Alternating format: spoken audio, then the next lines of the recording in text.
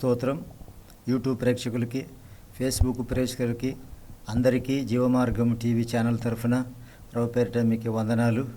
మరొకసారి మరొక ఎపిసోడ్లో మీ ముందుకి రావడానికి దేవుడిచ్చిన సమయాన్ని బట్టి దేవునికి స్తుతులు స్తోత్రాలు చెల్లించుకుందాం. దేవునికి కుమారుడైనటువంటి ఆదాం లూకా సువార్త 3వ అధ్యాయము 38వ వచనములో వంశావళి రాస్తూ ఆఖరికి ఆదాము ఎవరంటే దేవునికి కుమారుడనే మాట రాయబడి ఉంది. కాబట్టి దేవుడు అంత గొప్పగా తన పోలిక చొప్పున తన ఎలా ఉంటే అలాగా దేవుని మానవుని పట్ల దయా కనికరాలతో ఈ భూమిని నిండాలని, ఈ భూమిని ఏలాలని, కొంతకాలం ఆయుష్కాలాన్ని ఇచ్చి ఆయన్ని గణపరచాలని, ఆయన్ని కొనియాడాలనే తన కుమారుని ద్వారా ఈ భూమి మీదకి ఆయన్ని పంపించినట్లుగా మనము చూస్తున్నాం. కాబట్టి ఆదాము అవ్వల విషయంలో మనం ఆలోచిస్తే ఈరోజు నన్ను మాట్లాడే అంశం ఏమిటంటే పరీక్ష. ఏం విషయము? పరీక్ష. పరీక్ష అనే విషయంలో మొట్టమొదట ఎక్కడ ప్రారంభమైందంటే మన పితరుడు, మన జేజీ దేవునికి కుమారుడైనటువంటి ఆదాము నుంచి ప్రారంభమైనట్లుగా ఆదికాండము 2వ అధ్యాయము 17వ వచనం మనము చదివితే,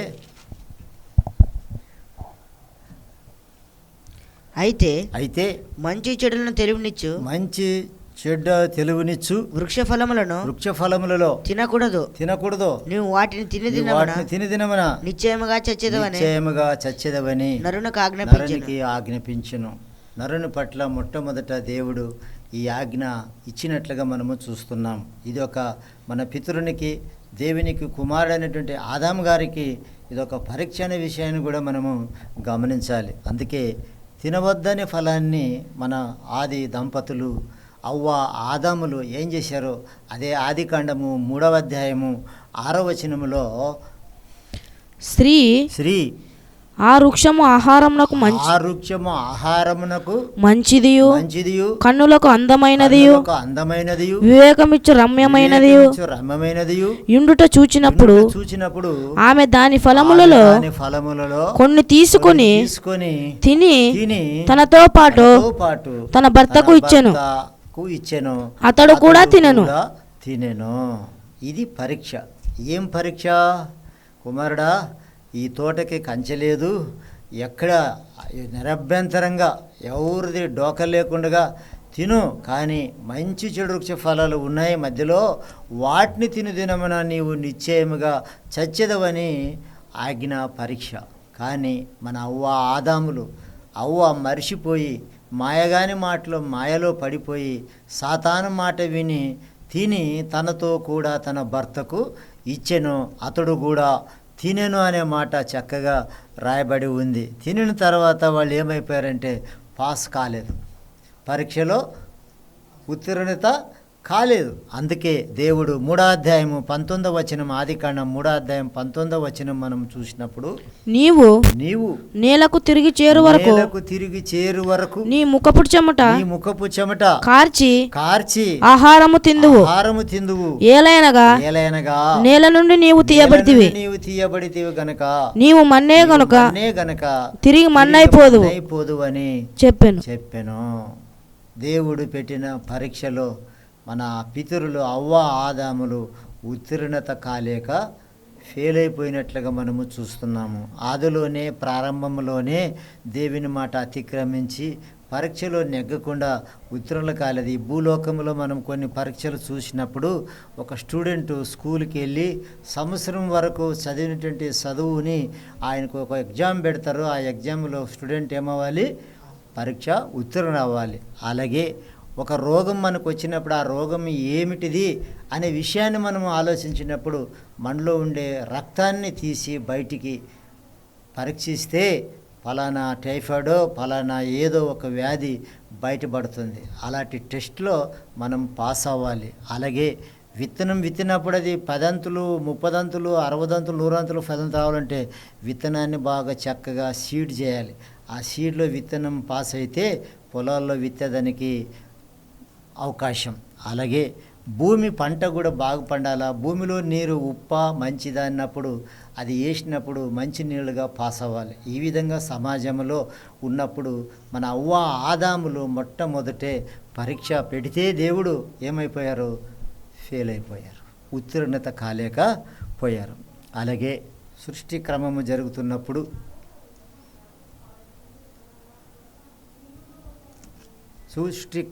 జరుగుతున్నప్పుడు మన పితరుడు విశ్వాసులకు తండ్రి అయినటువంటి అబ్రహాము తెరుహుకు ముగ్గురు కుమారులు. తెరుహు తండ్రి. ముగ్గురు కుమారులలో మొదటివాడే అబ్రహాం. బంగారు వ్యాపారాన్ని కొనసాగించేవాళ్ళు, బంగారు ప్రతిమలను చేసి అమ్ముకునేవాళ్ళు, దేవుణ్ణి ఎరగని వాళ్ళు, అన్యజనంగా ఉండేటువంటి స్థితి కలిగినటువంటి వాడు మన అబ్రహాం గారు. అబ్రామ్ అంటే సంతానహీనత లేనివాడు, సంతానం లేనివాడు. అబ్రహాం అంటే ఆశీర్వదించబడిన వాడని. అలాంటి అబ్రహాముని దేవుడు పిలిచినప్పుడు ఆ బంగారు వ్యాపారాన్ని విడిచిపెట్టి ఒక దేవతను పూజ చేసేటువంటి వాడు, అలాంటి వ్యక్తి విగ్రహారాధికుడు ఎప్పుడైతే దేవుడు పిలిచాడో, పిలిచిన వెంటనే వచ్చాడు దేవుని మాట ప్రకారంగా. దేవుడు చూడండి, ఆదికాండము 12వ అధ్యాయము 1వ వచనము. యెహోవా నీవు లేచి దేవుడు మాట్లాడుతున్నాడు. నీవు లేచి నీ దేశము నుండి నీ బంధువుల యొద్ద నుండి నీ తండ్రి ఇంటి నుండి బయలుదేరి నేను నీకు చూపించు దేశమునకు వెళ్ళుము, నిన్ను గొప్ప జనముగా చేసేదని. ఒక బంగారు వ్యాపారాన్ని విగ్రహారాధికుని దేవుడు తన మాట ద్వారా పిలిచినప్పుడు ఆదికాండం 15వ అధ్యాయంలో మనం చూస్తే దేవుడు మాట అబ్రహాము నమ్మి బయటకు వచ్చేసాడు. తన స్థితినంతా, తల్లిదండ్రులని, అన్నదమ్ముల్ని, వాళ్ళ బంధువులని, రక్త సంబంధికుల్ని అందరిని విడిచిపెట్టి నేను చూపించే దేశానికి వెళ్ళమని దేవుడు ఆజ్ఞాపించాడు. అందుకే అతనికి తొందరగా సంతానం కాలేదు కనుక ఆ హగరును కూడాడు. అతనికి ఆమెకు ఇస్మాయేలు పుట్టాడు. వీళ్ళిద్దరికి శారా అబ్రహాములకు మాత్రము కుమారుడు లేడు. అందుకే మరి దేవుడు అబ్రహాం గారికి శారా గారికి ప్రత్యక్షమై 18వ అధ్యాయం ఆదికాండం 18వ అధ్యాయము 10వ వచనములో ఆదికాండం 18వ అధ్యాయం 10వ వచనములో అందుకు ఆయన అంటే దేవుడు మీదటి ఈ కాలమున నీ యొద్దకు నిత్యముగా. ఈ సందర్భం ఏమిటంటే మందుర వృక్షం కింద కూర్చున్నప్పుడు దేవదూతలకి ముగ్గురికి ఆతిథ్యం ఇచ్చారు. ఆతిథ్యం ఇచ్చిన తర్వాత మాట్లాడే మాట ఇది. అప్పుడు వారితో అంటున్నాడు, మరలా నేను వచ్చేదను. అప్పుడు నీ భార్య అయిన శారాకు ఒక కుమారుడు కలుగును, కుమారునికి ఇస్తాను, అతని పేరు ఇస్సాక్ అని పెడతావు అని. అప్పుడు వయసు ఎంత అంటే అబ్రహాం గారిది 75 సంవత్సరాలు, 65 సంవత్సరాలు శారమ్మది. ఈ 75 సంవత్సరాల వయసులో వాళ్ళిచ్చే ఆతిథ్యాన్ని పుచ్చుకొని, ఎందుకంటే ఎబెల్ రాసిన పత్రిక 13వ అధ్యాయంలో సహోదరులారా ఆతిథ్యం ఇచ్చేది ఎప్పుడు మీరు మర్చిపోవద్దండి. మన పితరుడు దేవదూతులకే ఆతిథ్యం ఇచ్చి ఫలితం పొందినట్లు ఉన్నాడని హెబ్రీ గ్రంథకర్త పౌలు గారు రాస్తూ ఉన్నారు. కనుక ప్రియమైన దేవుని జనాంగమా, 75వ వయసులో అబ్రహాం గారికి కుమారుడు పుడతాడని చెప్పినప్పుడు, అతని పేరు కూడా ఇస్సాక్ అని పేరు పెడతామని చెప్పినప్పుడు దేవుడు మాట ప్రకారంగా వారికి కుమారుని ఇచ్చాడు. 22వ అధ్యాయంలో 22వ అధ్యాయం 21వ అధ్యాయం 1 నుంచి 5 వచనాలు. యెహోవా తాను చెప్పిన ప్రకారంగా శారాను దర్శనమిచ్చెను. వాళ్ళిద్దరు దంపతులు 25 సంవత్సరాలు కాలము వ్యవధి కలిసి గడిచారు. కొడుకు పుడతాడు. దేవుడు అన్యాయస్తుడు కాదు, దేవుని మాట అన్యాయం కాదు. దేవుడు ఖచ్చితంగా ఇస్తాడని ఆఖరికి అబ్రాహాం గారికి 100 సంవత్సరాల వయసింది, అమ్మగారికి శారమ్మకి 90 సంవత్సరాల వయసు వచ్చింది. అప్పుడు మరలా దేవుడు కొడుకుని ఇచ్చేశాడు. ఇచ్చిన తర్వాత ఇప్పుడు ఒక పరీక్ష పెట్టాడు. యెహోవా తానకిచ్చిన మాట చొప్పున తాను ఏదైతే మాట ఇచ్చాడో నీ కుమారుడు పుడతాడని చెప్పి అతనికి ఇస్సాకని పేరు పెడతావని చెప్పేశాడు. అది 5వ వచనం వరకు వివరంతా రాయబడింది. ఇప్పుడు ఒక పరీక్ష వచ్చింది అబ్రాహాం గారికి. ఏం పరీక్ష అంటే 22వ అధ్యాయము 1వ వచనం. ఆ సంగతులు జరిగిన తరువాత ఆ సంగతులన్నీ జరిగిన తర్వాత ఇస్సాకు ఇద్దరు ముసలితనములో కలిగినటువంటి కుమారునితో ముచ్చట ఆలపన ఆనందము సంతోషముతో ఉన్నప్పుడు దేవుడు అబ్రహామును పరిశోధించెను. ఎట్లనగా అవ్వాదములు పరీక్షించినట్లుగా తినుదినము నిశ్చయంగా చచ్చిపోతారంటే దేవుని మాట అతిక్రమించి తినేశారు. ఆ పరీక్షలో ఫెయిల్ అయ్యారు. ఇప్పుడు అబ్రహాము కూడా ఒక పరీక్ష పెడుతున్నాడు. దేవుడు కొడుకునిచ్చాడు. అడిగిన దానికి నేను ఖచ్చితంగా కొడుకునిస్తానని 75 సంవత్సరాల వయసులో 25 సంవత్సరాల కాలమైన తర్వాత కొడుకునిచ్చాడు తన మాట ప్రకారంగా. ఇచ్చిన తర్వాత మరలా 22వ అధ్యాయంలోకి మనం వచ్చేలోగా ఒక పరీక్ష ఉంది ఇక్కడ. అబ్రహాము అని పిలువగా అబ్రహమా అని పిలువగా అతడు చిత్తము ప్రభు అనెను. చిత్తం ప్రభువా, ఏమి నీ విషయం చెప్పు. అప్పుడు ఆయన నీకు ఒక్కడై ఉన్న నీ కుమారుణ్ణి అనగా నీవు ప్రేమించు ఇస్సాకును తీసుకొని మోరియా దేశమునకు వెళ్ళి అక్కడ నేను నీతో చెప్పబోవు పర్వతములలో ఒకదాని మీద దహన బలిగా అతనిని తీసుకొని రా అని చెప్పేశాడు. ఎంత భయంకరం! ఆతిథ్యమిచ్చిన వెంటనే వాళ్ళ యొక్క స్థితిని గమనించి ఈమె గొడ్రాలుగా ఉన్నట్లదని అగర్ని వెళ్ళగొట్టారు.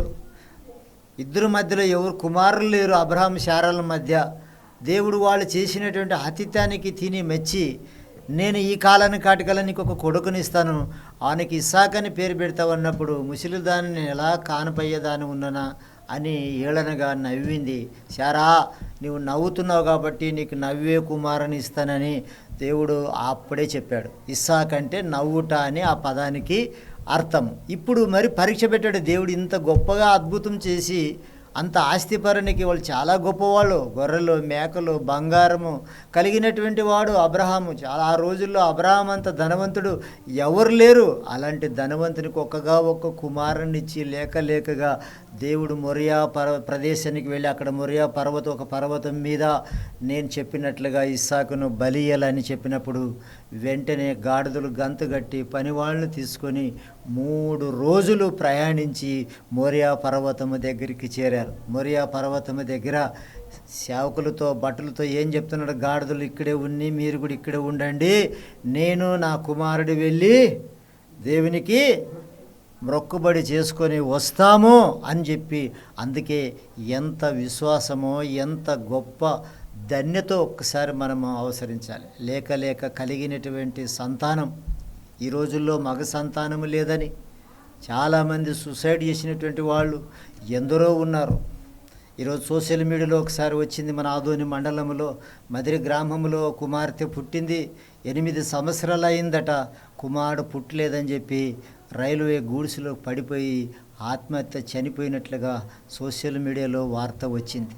ఎందుకంటే ఒక సంతానం కలగాలంటే, ఒక స్త్రీ గర్భవతి కావాలంటే అది ఆయన చిత్తము, అది ఆయన దయ, ఆయన కృప, ఆయన అనుగ్రహము కావాలి. ఆయన మనల్ని ఆ స్త్రీని జ్ఞాపకం చేసుకోవాలి.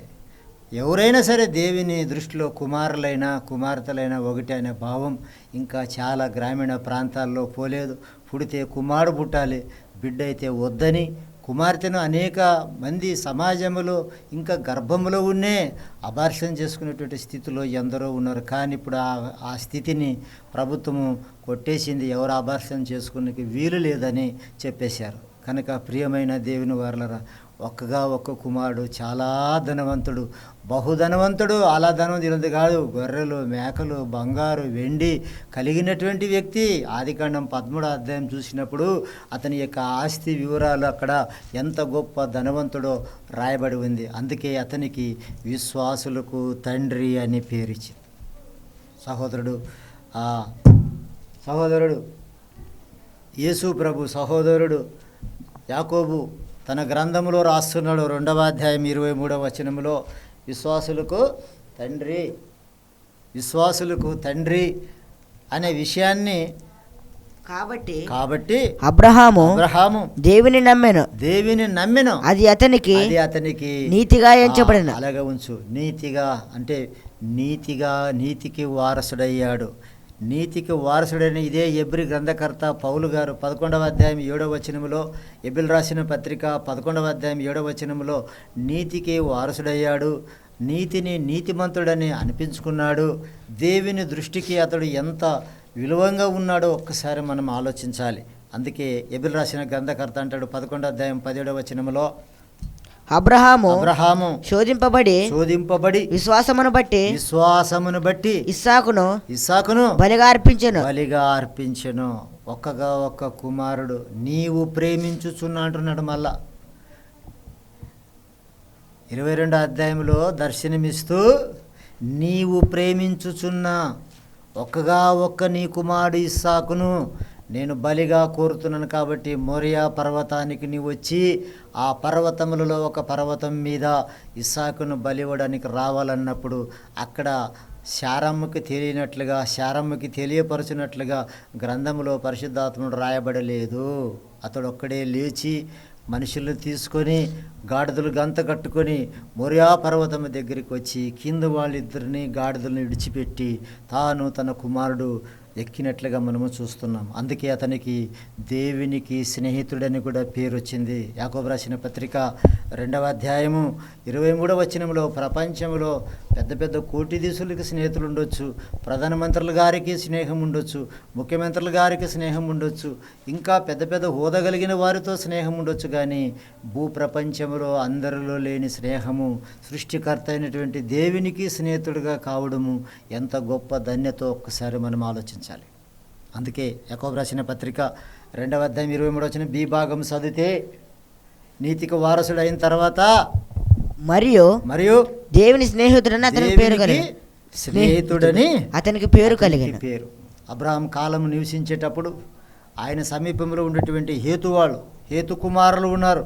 హేతు కుమారులు కూడా నేను వెళ్తానని శారమ్మ చనిపోయినప్పుడు శారమ్మ దుఃఖమంతా ఓదార్చి అంతా అయిపోయిన తర్వాత నీవు వెళ్ళకూడదు, వద్దు, మా దగ్గరే ఉండాలని చెప్పి అతనికి ఒక బిరుదిచ్చారు హేతు కుమారులు. దాదికాండము 23వ అధ్యాయము 5వ వచనం,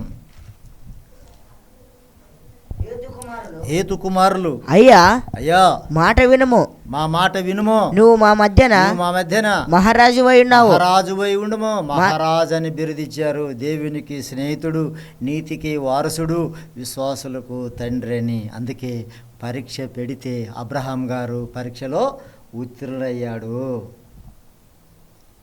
ఆదాములకి పరీక్ష పెడితే ఉత్తీర్ణత కాలేకపోయారు. కనుక మూడవదిగా ఊజు దేశంలో ఒక గొప్ప వ్యక్తిని దేవుడు మనకి పరిచయం చేస్తున్నాడు. యోబు గ్రంథము 1వ అధ్యాయము 1-2 వచనాలు మనం చదువుకుందాం. ఊజు దేశమందు యోబు అనే ఒక మనుషుడు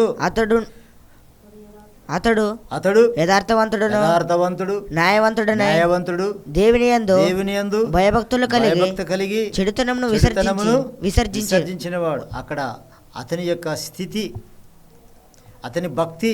అతని యొక్క భక్తి వివరాలు 1వ అధ్యాయం 1-4 వరకు, సంతానం, అతని ఆస్తి వివరాలు, ఈ 3 వివరాలు, అతని యొక్క భక్తి, అతని యొక్క సంతానము, అతని యొక్క ఆస్తి వివరాలు 1వ అధ్యాయం 1-4 వచనాల వరకు సారాంశాలు రాయబడింది. అతని ఆస్తి ఎంత గొప్పవాడో దేవుడు రాపిస్తూ 7,000 గొర్రెలు, 3,000 ఒంటెలు, 500 జతల ఎద్దులు, 500 ఆడు గాడిదలు, బహుమంది పనివారు. బహు అనే పదము ఇంత అంతని వర్ణించలేనటువంటి పదం.